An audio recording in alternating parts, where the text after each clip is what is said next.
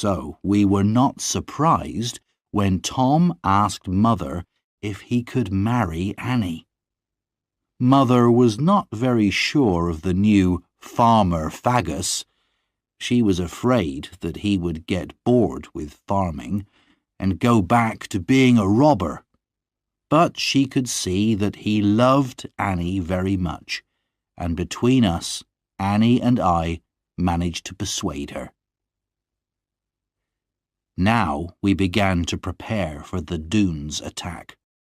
Though the rivers were still high, people had begun to see a few of the robbers out on the roads, and we knew it would not be long before we would have to fight them. As we were preparing, we received another visitor, my old friend Jeremy Stickles. This time, though, he had not been sent to find me. To our surprise, he told us that he had been spying in Exmoor for many months. He had been sent down this way again by Judge Jeffreys and the king. "You must not tell anyone what I'm doing," he said, "but I have been sent to do important work. The king has many enemies, and now I have been given some soldiers, though only a few, to help me look for them. But I have to ask you, can my soldiers and I stay here for a while?" I agreed immediately. When the Dunes attacked, it would be a great help to have soldiers staying in the house.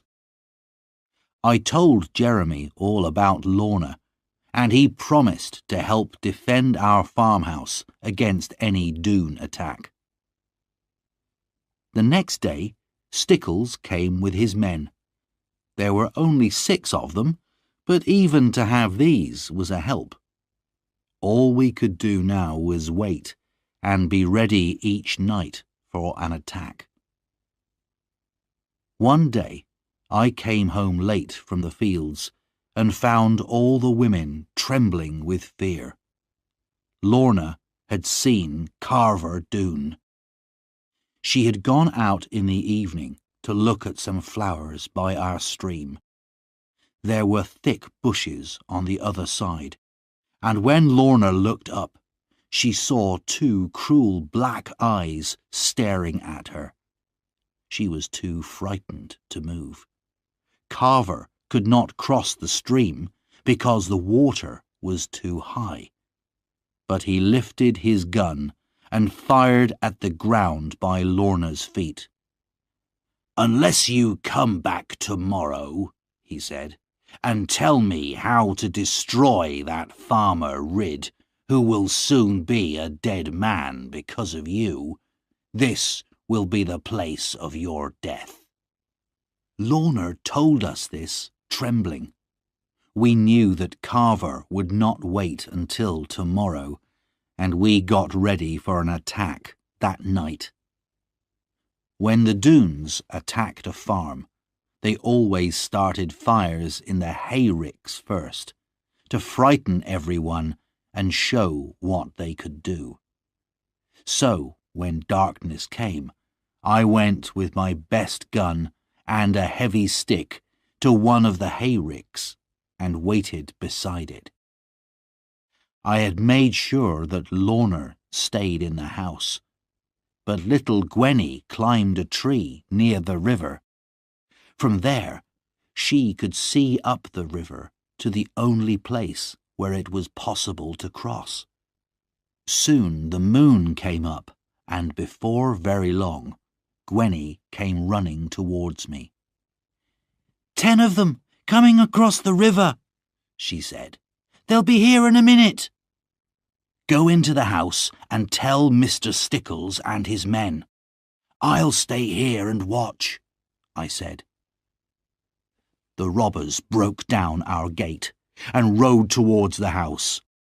I could see the soldiers hiding in the shadows, waiting for the order to fire, but the Dunes then turned towards the hayricks. "Kill every man and every child, and burn the farm," came the deep voice of Carver Doone. "Start over there." He was pointing to the hayrick where I was, though he could not see me. "But remember, Lorna is mine, and I will kill any man who touches her." As Carver spoke, I pointed my gun at him. But, will you believe me, I didn't shoot. I had never killed a man, nor even badly hurt one. I did not think it was an easy thing to do. Now I can say that I wish I had killed him. But I put my gun down and picked up my stick, a more honest weapon than a gun, I thought. 2 young Doones came towards me with burning sticks. The first put his stick to the hayrick I was standing near, and it started to burn. I hit him on the arm and heard his bone break as he fell over with a shout of pain. The other man ran to see what had happened, and I took his fire stick and broke it. Then he jumped at me, but I caught him, broke his arm, and threw him on top of his friend. I could still see Carver and wanted to jump at him, but I knew he would simply shoot me.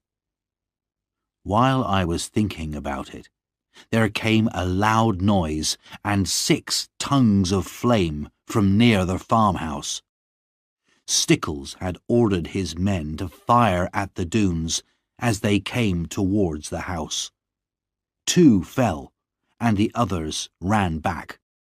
They had something to think about now. No one had ever fought the Doones as we were doing that night.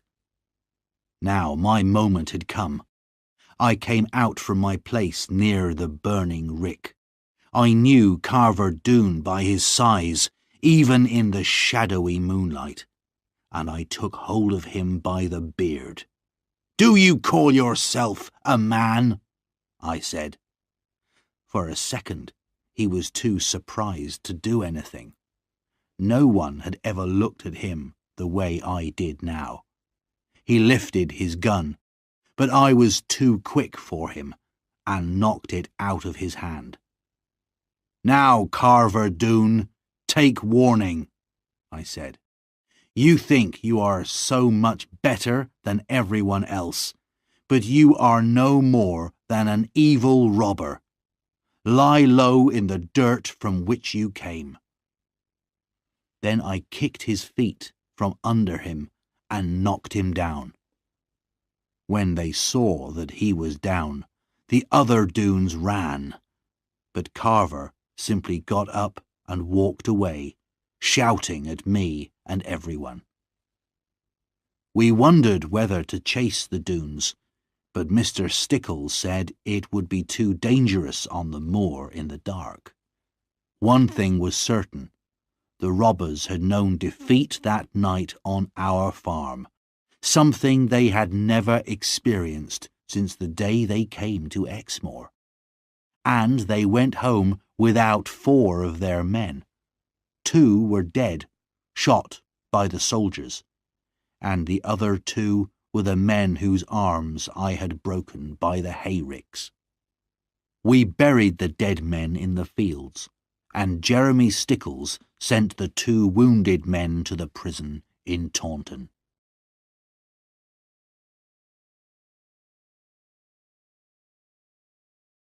Chapter 9. Lorna's True Story. The Doones' attack had been defeated.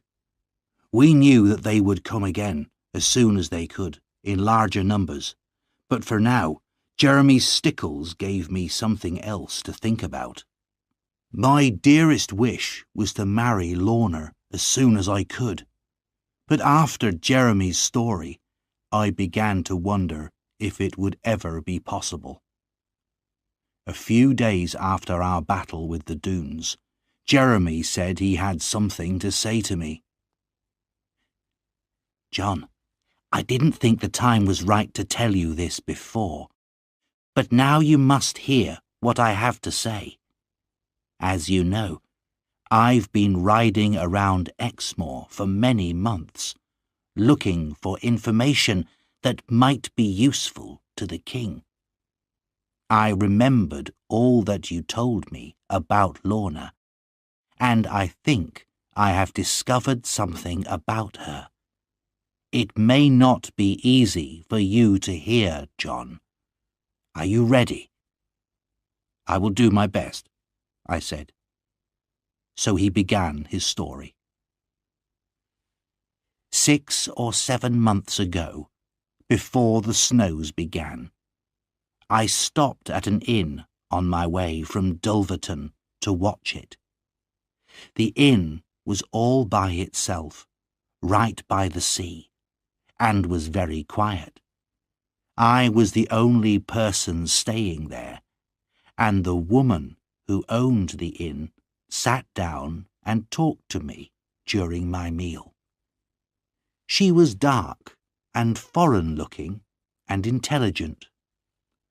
I was very interested to know how an unusual woman like her had come to live in this lonely inn, and she told me her story. She said that she was from Italy, and her name was Benita. Many years ago, while she was working in Rome, she had met an English family.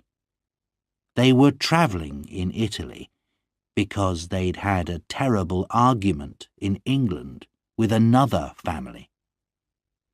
Benita did not know much about the argument, except that it had been about land. Benita liked this English family. They were very rich, but they were also kind. So when they asked her to travel with them and take care of their children, she agreed. She loved the children, a little girl and boy, so she was very happy in her work. At first, everything went well. Together, Benita and the family travelled up through northern Italy and into France. But on the French side of the Pyrenees, the husband of the family had a riding accident and was killed. His wife was deeply unhappy and would not move from the place where he had died for many months. But finally, she decided to go home to England and try to start life again. Benita stayed with her, and they took a ship to the Devon coast. They stayed at Exeter and then left in a coach for Watchet in the north of Somerset. The lady had a house there where she planned to live. They were warned at Dulverton about robbers on the roads, but the lady would not listen.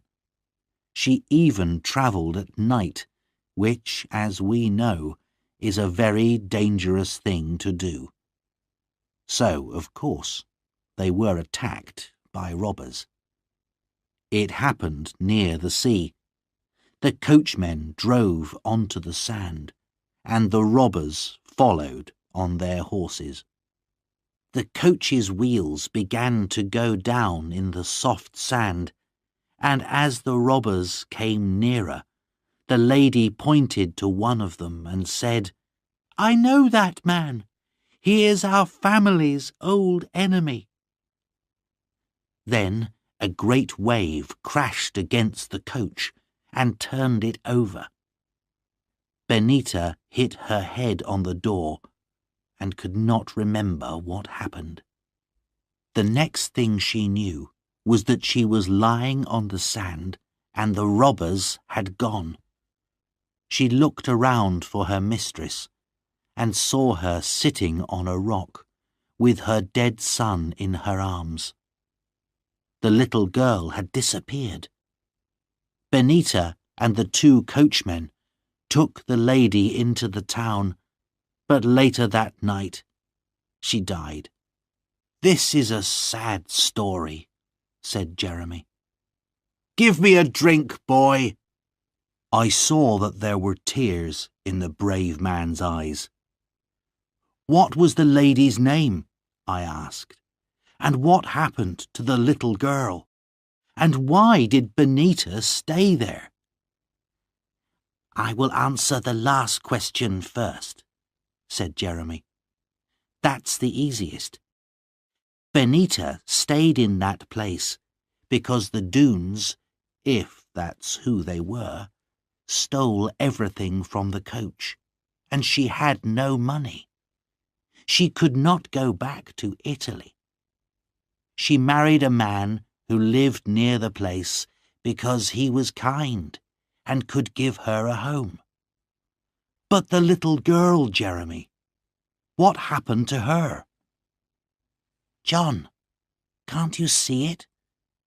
You are more likely to know than anyone in the world. As certain as I sit here, that little girl is Lorna Doone. The truth was, I had guessed this almost from the beginning of Jeremy's story, but it was almost too painful to believe, and I wanted Jeremy to say it. When he described the coach leaving Dulverton, the picture was very clear to me, because I remembered that coach, with the foreign-looking woman, the beautiful lady, the little boy, and the young, dark-haired girl. I had seen them on the day John Fry came to collect me from school, on the day I learnt my father had died. I also remembered the frightening sight I saw later that night, of the Doones riding with the things they had stolen, and the one with a little girl across his horse in front of him. I also remembered my anger. Now I saw how the very same day had been the blackest and unhappiest of both my and Lorna's childhood days, and how from the very start our lives had been joined together. But there was still one question to answer. What was the family's name? I said. The father was Lord Dougal. He came from a very grand family. But there is more to this. Look at your ring, John, the one that Lorna gave you. Look at that strange sign of a cat in a tree. I saw that same sign above the inn door. That is the sign of the House of Lorne. It is the family that Lorna's mother came from. John, your Lorna belongs to one of the richest and most famous families in England.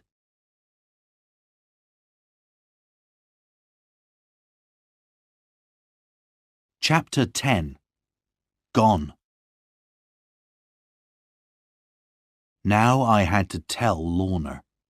So, a day or two later, with an aching heart, I went to tell her what Jeremy had said. I'm afraid that some of my sadness was for me, because now, more than ever, it was certain. Lorna was far, far above me. How could she possibly marry a simple farmer now? We sat in the garden, and she held my hand while she listened without a word to what I said. But by the look in her beautiful eyes and by her trembling hand, I could tell how she was feeling. At the end, she turned away and cried for her poor parents. But she spoke not even one word of anger about what had happened to them. Then, to my surprise, she turned to me and caught me in her arms, and kissed me as she had never done before. "John, I have you, you and only you, and I want no one else. It does not matter how rich or important my family is." It was impossible to doubt those clear, deep eyes and bright, trembling lips. But I was afraid of what the future would bring. To me, she was Lorna Doone, but to the world, she was Lady Lorna Dougal, young, beautiful and rich, and if the world learnt about her, it would want to take her away from me. Now, the date of Tom and Annie's wedding was decided, and I went to Dulverton to buy a present for them. As I was riding, I had time to think more about what Jeremy had told me. It was clear from his story that Lorna's mother's family, the Lornes, were the family with whom Sir Ensor Doone had argued about land before he came to Exmoor. This explained why Lorna's mother had called him her old enemy when she saw him that terrible night. And this must be why the Doones had carried Lorna away and kept her, and never told her who she really was. If they could marry her to a Doone before she learnt the truth, perhaps they hoped in this way to get the Lorne family's land. They would be rich and important again, and at the same time have revenge on the Lornes. But it would have to be a lawful marriage, so Sir Ensor had taken good care of Lorna and kept her safe from the wild Doone men. And Carver, seeing how beautiful Lorna had become, had decided to marry her himself. In Dulverton, I stayed with Uncle Ben and his granddaughter Ruth. She was a beautiful and intelligent girl, and had often been very kind to me. I did not spend too much money on a present in Dulverton. I was saving for my own wedding to Lorna. I had told her that if her family's great riches ever came to her, I would not touch any of her money. In fact, we had both agreed that we would give nearly everything to the poor and live simply. 3 days later, dreaming hopefully of the future, I walked into the kitchen at home and saw immediately that something was wrong. Then Mother and Annie told me that Lorna had gone. 2 men had come from London. They were lawyers and had been sent by the king's judges to take Lorna away. The judges had heard that she was still alive, and they and her uncle had ordered her to come to London. Her uncle was Earl Brandir, the last living person in her family, and Lorna now had to live with him. She could not refuse. She was not yet 21, so she had to do what this uncle and the judges said. Of course, she had begged the lawyers not to take her, but they said they had their orders, and they could not wait for her to say goodbye to me. Upstairs, by my bed, Lorna had left me a letter. I ran up to read it. She said she loved me, and she said goodbye, and the letter finished like this. "John, we have been through so many troubles and dangers, but there is no doubt that we belong together. You must believe me. Whatever happens, I am yours." But I could not stop myself from thinking, it is over. Later, I wondered how the judges and Lorna's uncle had heard that Lorna was still alive. Perhaps Jeremy Stickles had mentioned her in his spying reports to the King and Judge Jeffreys. Perhaps the Doones themselves had sent the news to London in order to get their revenge on me. The daughter of so famous a family would not be allowed to marry a simple farmer and live quietly in Devon. Jeremy was away on one of his spying trips now, so I could not ask him about it. But anyway, there was nothing he could do. The weeks and months passed, and life on the farm seemed lonely and empty. After Annie married Tom and went to live with him, I felt even more alone. Sometimes I used to go over and see her in her new home, but it was not the same as having her by my side, the friend and companion from my childhood days.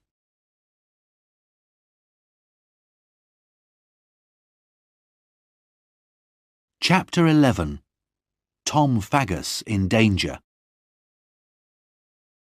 We still lived in fear of another attack from the Doones, and now that the soldiers had gone, we had no one to help us. The main reason for their first attack, Lorna, was gone, but I was sure that Carver now hated me with all his heart and would destroy us all if he could. However, Jeremy Stickles brought us some good news one day. The king had at last agreed that the robbers should be punished, and that Jeremy should do whatever was necessary to catch them. So perhaps the Doones were saving their strength, preparing for a much bigger fight than their argument with me. Then, something happened which made everyone afraid for the future. Suddenly, King Charles II died. There was terrible trouble in England, as everyone argued over who should be the new king, and soon fighting began. I wondered if all this would bring any danger for Lorna. But the truth was, I knew very little about her now. She had not written to me since the day she had left, or even sent a message. I only knew what I had heard from travellers in the town. They said that young Lady Lorna Dougal was much talked about in London as one of the most beautiful women in the city. I became more and more certain that she had forgotten all about John Ridd among the brighter stars of London. In June, the fighting became more serious. There was now a new king, James, the son of Charles II. But many people in Dorset and Somerset were against him, and had joined an army of rebels. There was no chance now that Jeremy Stickles and his soldiers would fight the Doones. King James needed all his men to fight the rebels. At first, we were very worried. Surely the Doones would attack us now. But the Doones had seen a new hope for their future. They had joined the king's enemies, hoping to win back their old land in the fighting. So they had sent most of their men to join the rebels, and were too busy again to worry about the Ridds, at least for a while. As for me, I had decided that this battle between the king and his enemies was not my fight. Most people in the towns and villages around Oare were on the king's side, and we gave no help to his enemies, but sensible people stayed at home. Too many men would die in the fighting anyway, without our joining them. However, I did get involved in the troubles, because one rainy day Annie came to see us with some bad news. She ran into the kitchen, her face wet with tears. "Oh, John," she cried, "you must help me." "Whatever is the matter, Annie dear?" I said. "It's Tom," Annie cried. "He's gone to join the rebels, and you must go after him and bring him back." We had been afraid of this.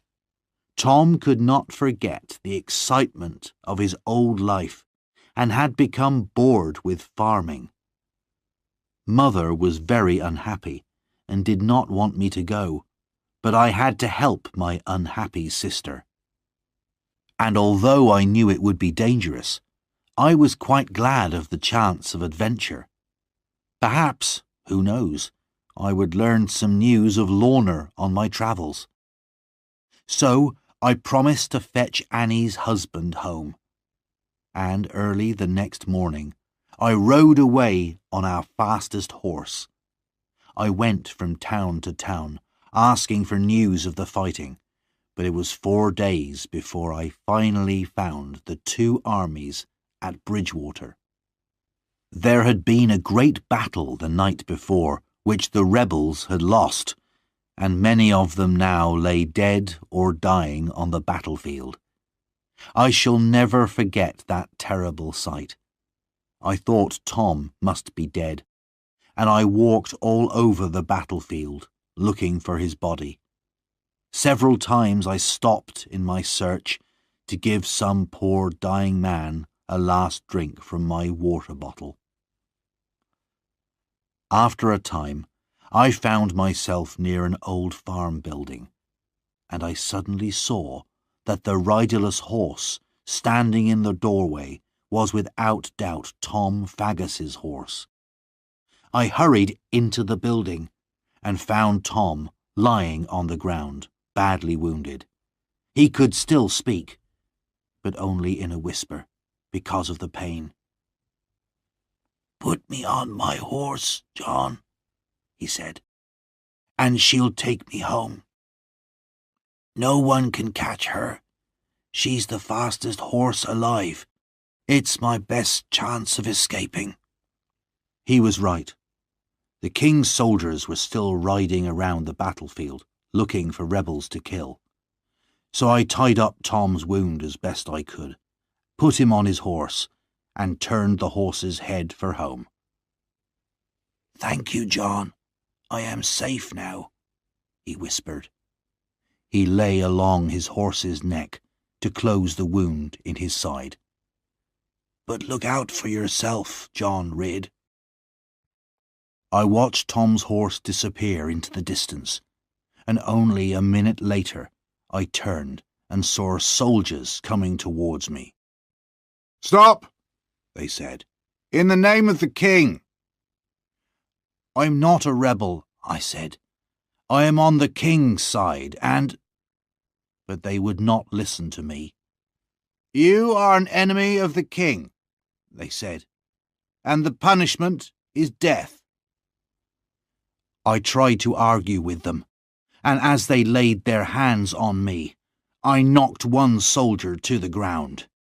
This made them even angrier, and the captain ordered his men to tie me to a tree and shoot me at once. There was nothing I could do against 20 men, so I closed my eyes and tried to think about Lorna and my mother.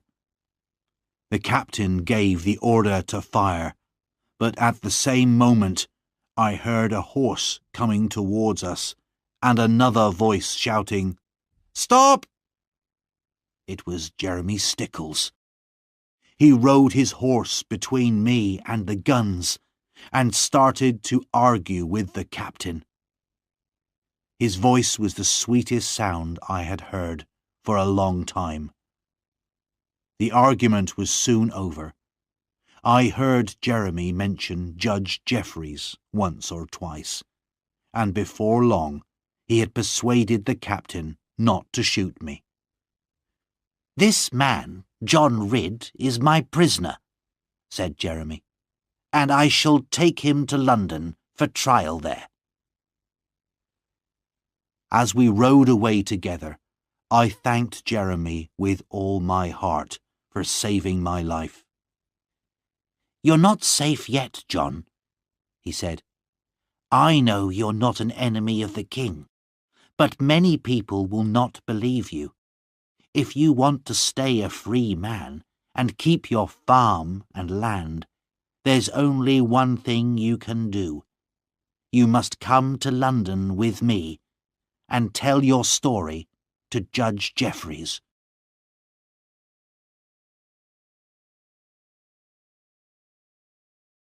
Chapter 12. Love and Revenge. London, of course, was where Lorna was, but it was 5 weeks before I saw her. Because I was a kind of prisoner, I was not allowed to move freely around the city, and I had to report every day to the judge's rooms. However, I came before Judge Jeffreys at last.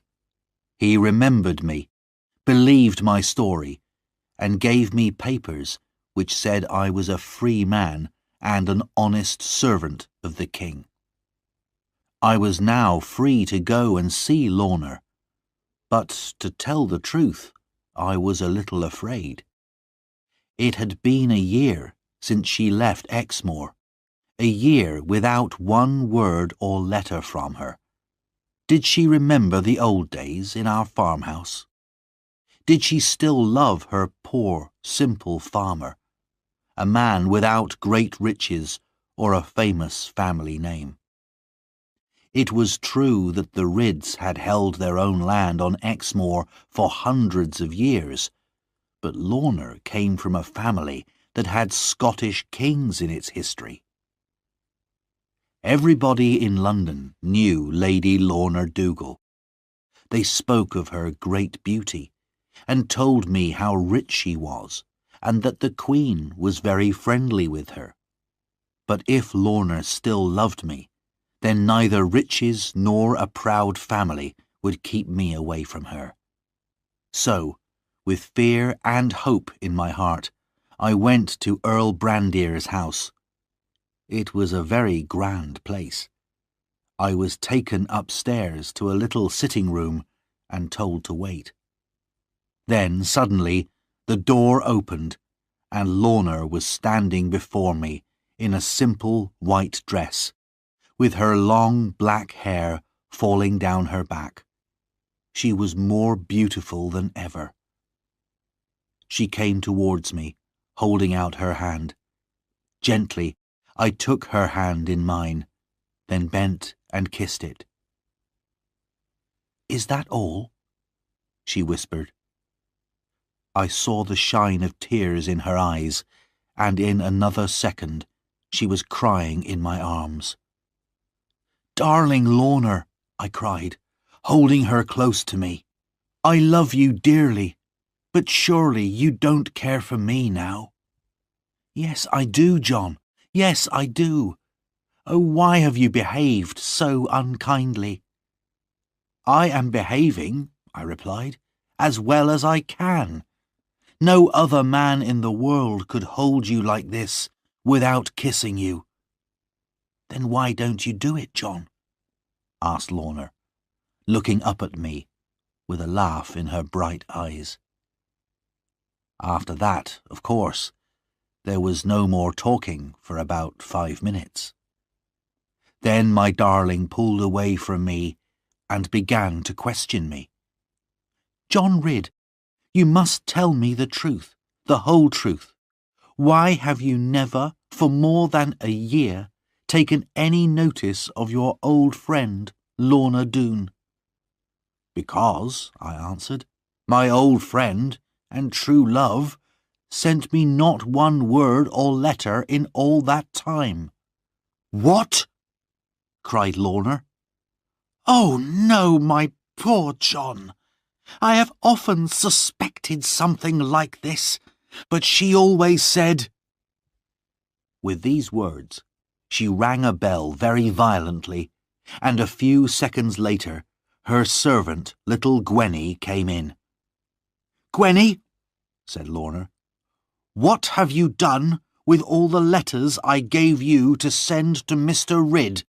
No more lies now." Gwenny gave me a very black look. "I didn't send them," she said. "You're a grand lady now, mistress. You should marry some grand lord, not a poor farmer from Exmoor. I was only thinking of you." "Gwenny, you may go," said Lorna, her voice full of quiet anger.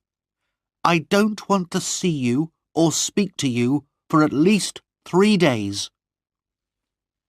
At this, Gwenny ran out of the room, crying noisily, and Lorna turned to me.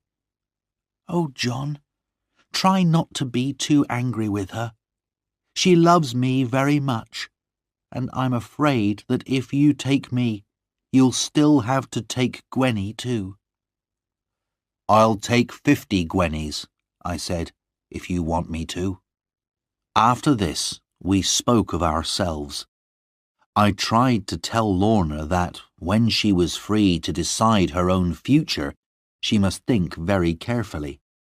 The world would say she was mad if she chose to become a farmer's wife. Of course, at Plover's Barrows Farm, she would have a comfortable home, plenty of good food, and all the love and care I could give her. But it was not the same as being a grand lady who owned half of Scotland and who could marry any lord she wanted. Lorna could not wait for me to finish. "I decided long ago, dear John," she said, very seriously, "that you must be my husband. I think it was the day you climbed up the waterfall with your shoes off and a bag of fish for your mother. So, after all these years of loving, shall little things like money and a family name separate us? They mean nothing.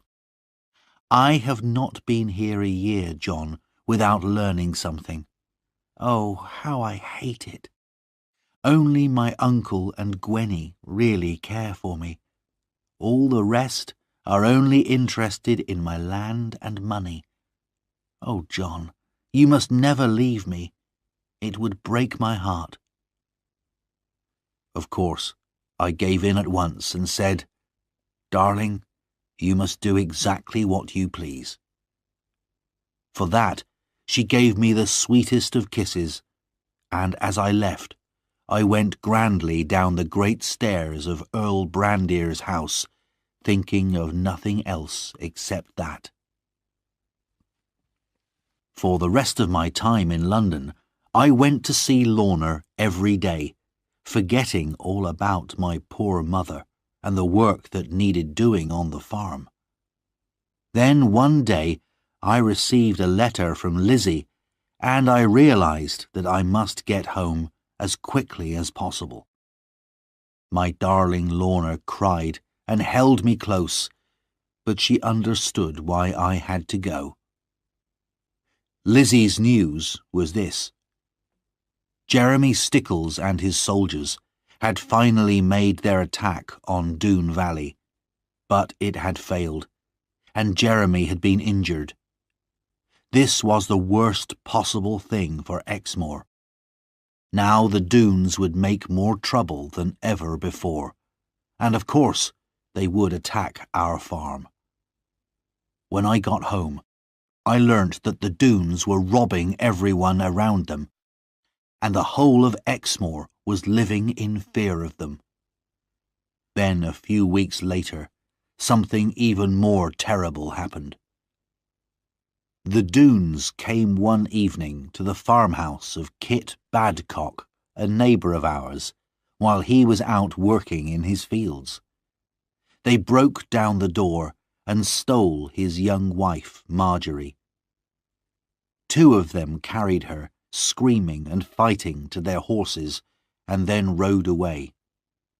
Meanwhile, the other Doones were searching the house for food and drink to steal, and one of them found the Badcock's little son crying in the kitchen. He picked the baby up, threw him into the air and let him fall onto the hard stone floor. The child's neck was broken, and he died at once. It made me sick just to think of the cruelty of this man, and when people heard this terrible story, they were very angry. They said it was time for the people of Exmoor to take their own revenge. Men from all the farms and villages of Exmoor came to see me. "We cannot expect any more help from the king against the Doones," they told me. "Because Jeremy Stickle's attack failed, the king has refused to send any more soldiers. But we've had enough of the Doones. We want to attack them ourselves, and we want you to lead us, John." I said I was no leader, but they would not listen to this. "Try to lead us," they said, "and we will try to follow." In the end, I agreed to do as they asked. I thought we had a chance against the Doones if enough of us decided to fight. There were fewer of them now. Some had been killed in the rebel fighting, and some during Jeremy's attack. We arranged to meet again and make a plan. Tom Faggus, now quite well, rode over to join us, and he soon had a very clever idea. "We're not soldiers," he said, "and we'll never defeat the Doones if we try to fight all of them in their valley. So we must lay a trap. You know the caves on Exmoor where gold was once found? Well, we'll tell a story around Exmoor that men have been digging secretly and have found a new cave with rocks full of gold. We'll say that the gold will be taken away on a certain night at a certain time. The Doones will naturally plan to attack and steal this gold, but some of us will make a trap for them in the caves. Meanwhile, the rest of us will attack the valley as soon as we know that some of the robbers have left." The second part of our plan was this. Tom would take some of our men and pretend to attack the Doone Gate, while our main attack would really come from the waterfall end of the valley, the route I had discovered so long ago. The plan went well. The story about the gold was whispered in the right ears, and on the agreed night our spies watched a large group of robbers leave Doone Valley on their way to the caves. Meanwhile, as the moon rose above the hills, I was leading my 20 men to the bottom of the waterfall.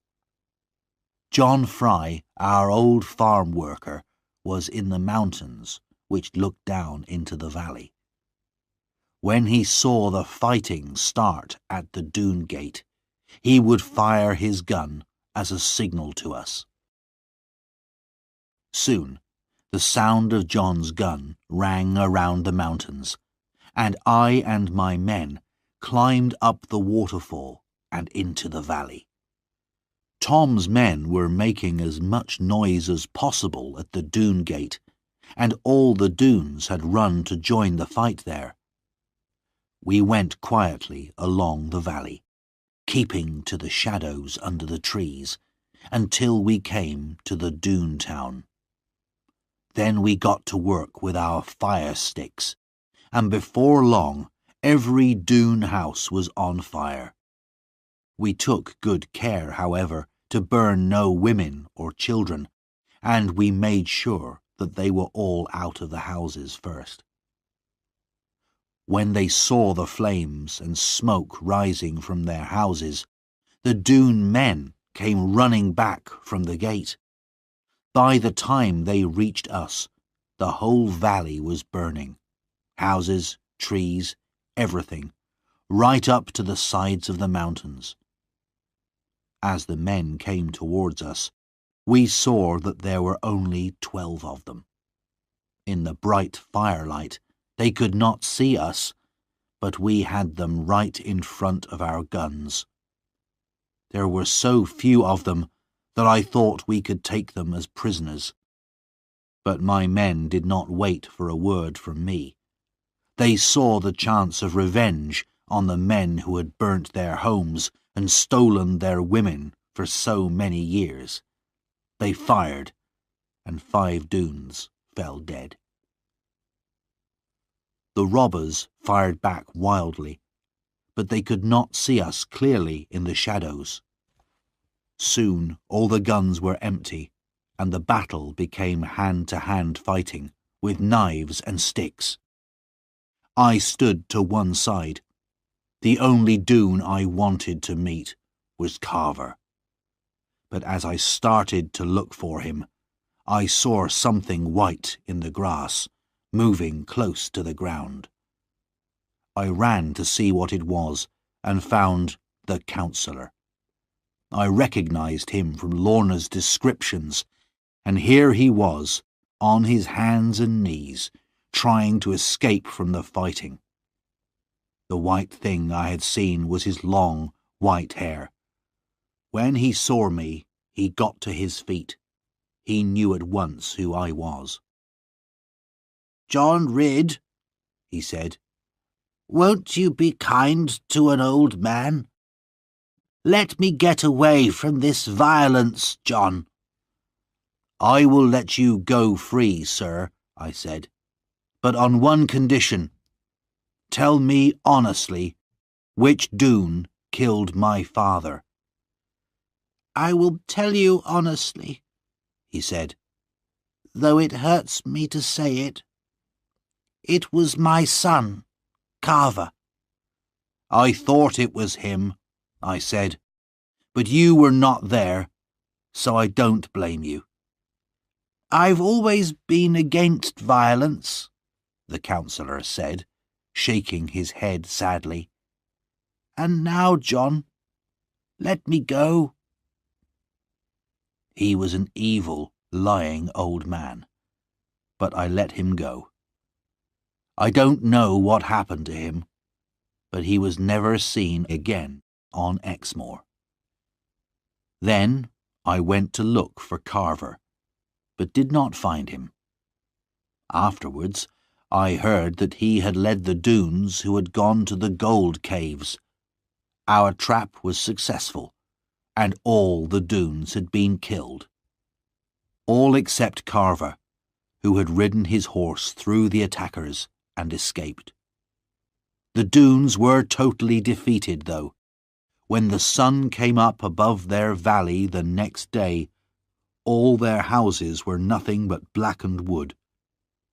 We had lost 16 men in the fighting, but out of nearly 40 Doone men, only Carver and the counsellor were left alive. But the thought that Carver, that cruel and violent man, was still living somewhere on the moors, did not give me much peace.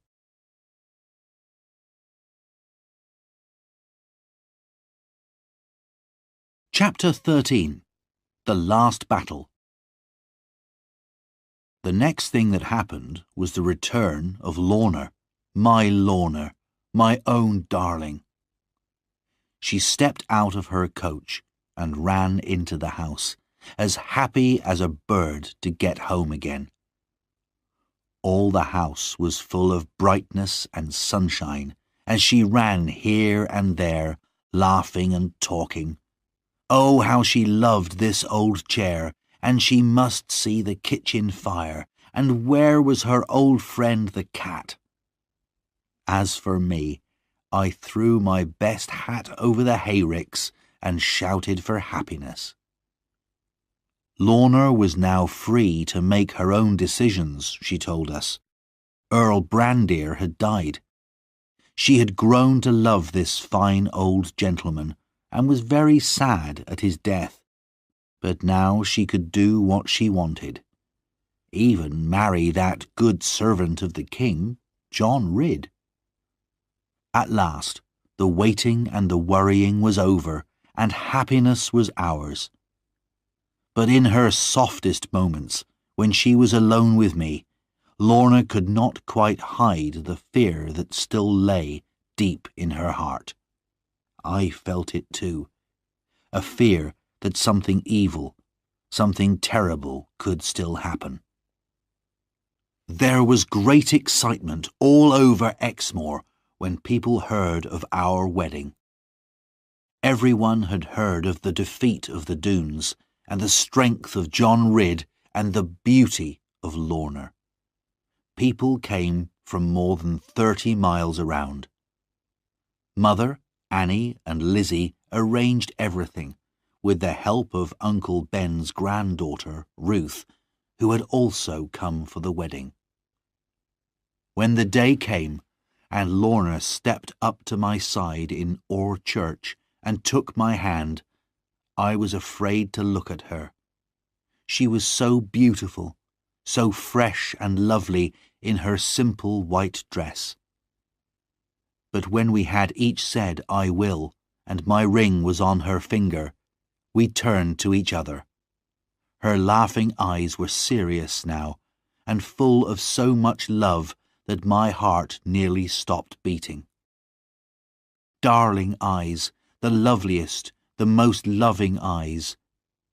Then the sound of a shot rang through the church, and those eyes were clouded with death.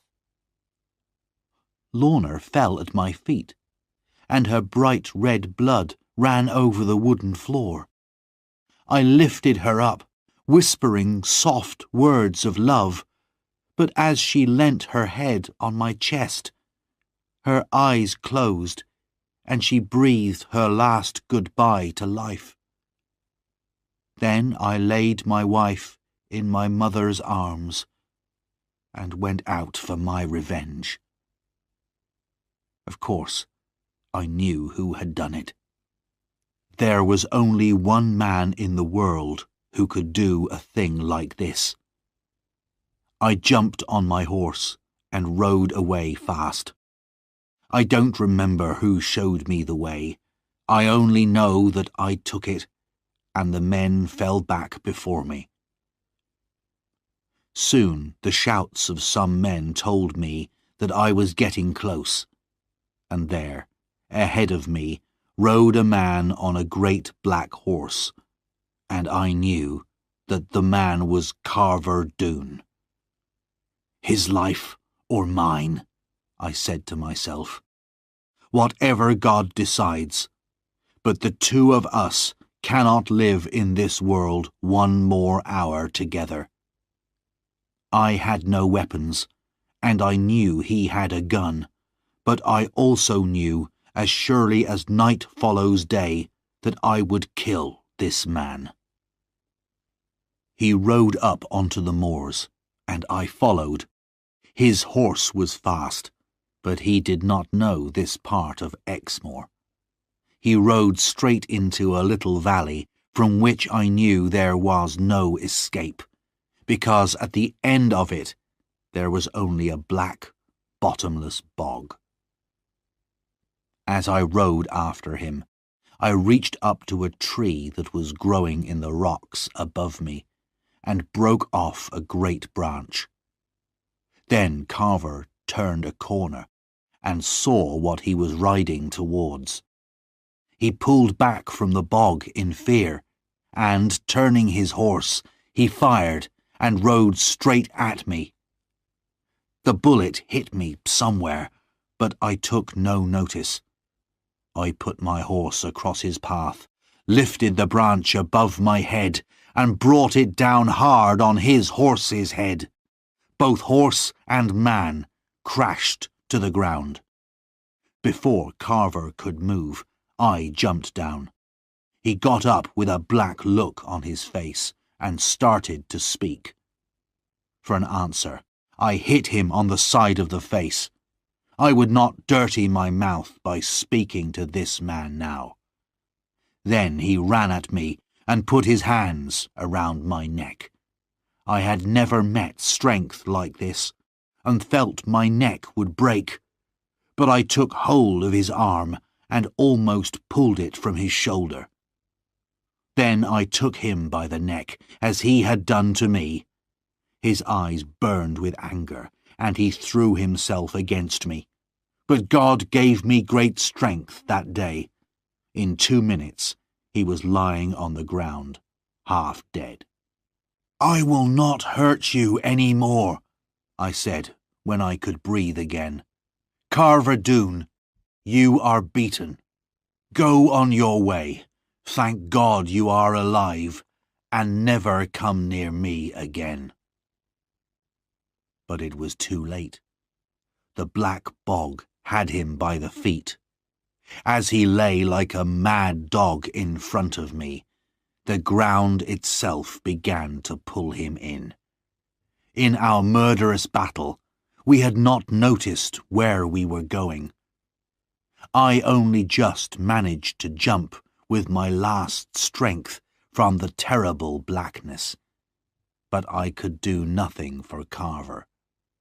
While his mad eyes stared and his arms waved wildly above his head, the black bog pulled him down, and he disappeared from sight. I don't know how I got home. I had lost a lot of blood. By the time I got to the farm, I was riding in a dream. John Fry took my horse away, and Mother led me indoors. "I have killed him," I said, "as he killed Lorna. Now let me see my wife. She belongs to me, though she is dead." "You cannot see her now, John," said Ruth, coming forward. "Annie is with her now." "What does that matter? Let me see my dead one, and then die." All the women moved away from me, crying.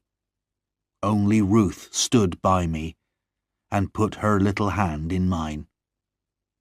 "John, she is not your dead one. She may still be your living one and your wife. But you must not see her now. The sight of you like this will certainly kill her." I could not understand what she was saying, but I let them lead me upstairs to my bed. The bullet had broken a bone in my chest, and I was soon in a fever. It was only much later that I learnt how Ruth had saved Lorna's life. When I had run out of the church, Ruth had taken control. She made John Fry and the other men carry Lorna home immediately. There she cut off the wedding dress, pulled the bullet from Lorna's wound, and stopped the bleeding with cold water. All this time Lorna lay still and white, and everyone was sure that she would die. But Ruth covered the wound with a cloth, kept her warm, and made her drink a little wine from a spoon. And after a while, everyone could see that Lorna was still breathing. She lay close to death for many days, but with Ruth's loving care, she slowly began to get better. Meanwhile, I lay in my bed, only half conscious, and in my fever I did not believe them when they told me Lorna was still alive. I knew in my heart that she was dead, and I had no interest in life. A life without Lorna was worthless, without meaning.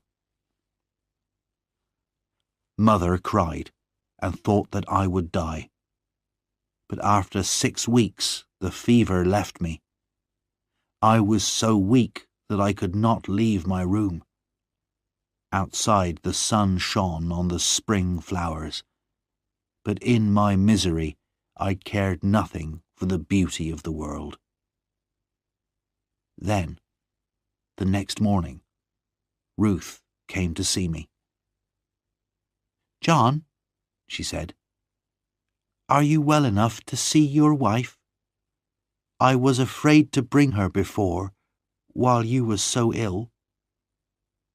I don't understand, I said, staring at her. She went away, then came back, and behind her was Lorna. Ruth closed the door and ran away, and Lorna stood before me. But she did not stand for long. She ran to me and managed to get into my arms, although they were too weak to hold her. She put her warm young face against mine and would not look at me, preferring kissing to looking. I felt my life come back to me. I felt the happiness of living and of loving. I felt the sweetness and the sadness of my Lorna's tears, and the softness of her loving lips. And the world, suddenly, was a good place again. I have not much more to tell. Over the days that followed, Lorna sat beside me, and we watched each other getting better. We have never tired of watching each other since. Now we live peacefully on the farm. Though Lorna still has great riches, we never use the money except for some poor neighbour. I sometimes buy her beautiful clothes, but she soon gives them away or keeps them for the children. Tom and Annie are happy. Except for a few small adventures, Tom remains on the right side of the law, and they have honest children. Lizzie married the captain of Jeremy Stickle's soldiers, who had stayed with us when we fought the Dunes. Ruth is not married yet, but there is a man who loves her as much as I love Lorna, and I'm sure he will win her soon. But of Lorna herself, my darling wife, I won't say much. A man should not talk too much about the best thing in his life. Year by year, her beauty and her loving kindness grow greater, and after all this time, and all that has happened to us, she is still my Lorna Doone.